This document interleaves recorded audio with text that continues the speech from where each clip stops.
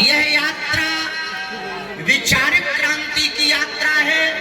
यह यात्रा कास्टवाद को शून्य करके राष्ट्रवाद को बढ़ावा देने की है।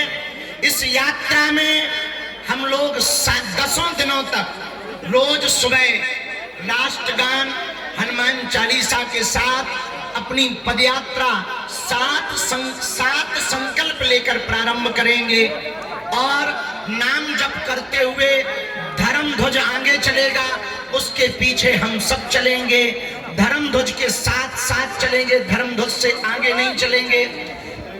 जहां जहां विश्राम होगा वहां अखंड कीर्तन होगी।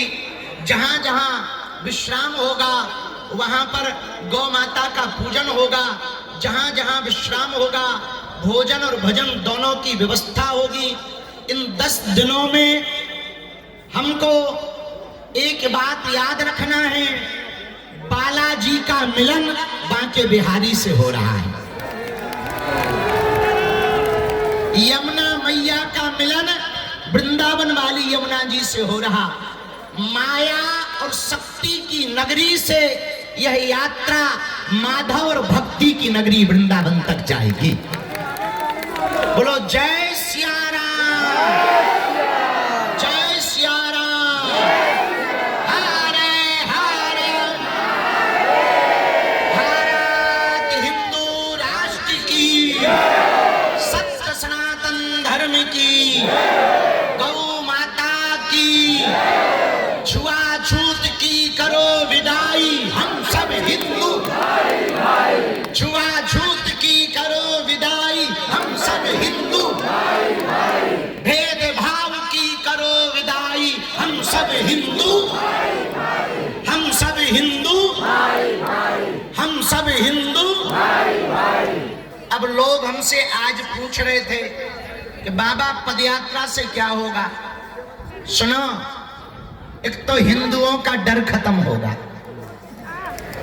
दूसरा हिंदू एक होगा, तीसरा पूरी दुनिया को हिंदुओं की ताकत का पता लगेगा। जब फ्रांस के लोग अपनी सड़कों पर उतरकर फ्रांस को बचाने के लिए सड़कों पर उतर सकते, इंग्लैंड के लोग अपने देश को बचाने के लिए सड़कों पर उतर सकते, तो हम भारतीय क्यों नहीं अपने भारत को, सनातन को बचाने के लिए सड़कों पर उतर सकते। किसी ने हमसे कहा बाबा यात्रा से दंगा होगा। हम कहा दंगा वाले ठटवी के बड़े दूसरे हैं, इसमें गंगा बहेगी। ये दंगा के लिए नहीं, गंगा के लिए पदयात्रा है। ये तनातनी के लिए नहीं, सनातनियों के लिए पदयात्रा है। हम किसी के विरोध में नहीं हैं, हमें मुसलमानों से भी दिक्कत नहीं, ईसाइयों से भी दिक्कत नहीं, पर यदि वो गजवाए हिंद कहेंगे तो हम भगवाए हिंद बना के रहेंगे। यदि वो सरसन से जुदा करने की बात करेंगे तो जो अभी पाकिस्तान में 9 जगह फटाके फूटे, वो उनके, हमारे पास फटाके तो है नहीं है, पर देश की सेना तो फोड़ ही सकती है। तीसरी बात और सुनो, 1947 में एक विशेष मजहब मुसलमानों के द्वारा मांग हुई कि हम भारत में नहीं रह सकते। अच्छी बात, उनके लिए अलग टुकड़ा बना दिया, नाम हुआ पाकिस्तान। क्या हुआ? पाकिस्तान। ठीक हुआ, अच्छी बात है, बट ही गया। लेकिन अब जो शेष बचा भारत, उस भारत में जहां 80% हिंदू रहते हैं वो तो हिंदू राष्ट्र हो जाए।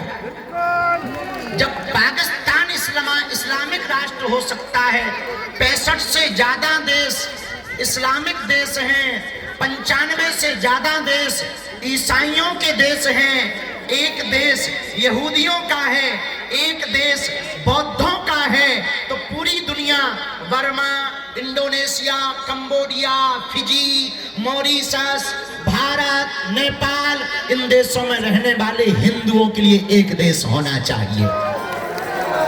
आज नहीं कल होगा। किसी ने कहा बाबा हिंदू राष्ट्र की डेडलाइन क्या है? हम कहा होगा जिस दिन तुम्हारे जैसे पढ़े लिखे नक्कटा हिंदू राष्ट्र की मांग करेंगे, उसी दिन भारत हिंदू राष्ट्र हो जाएगा।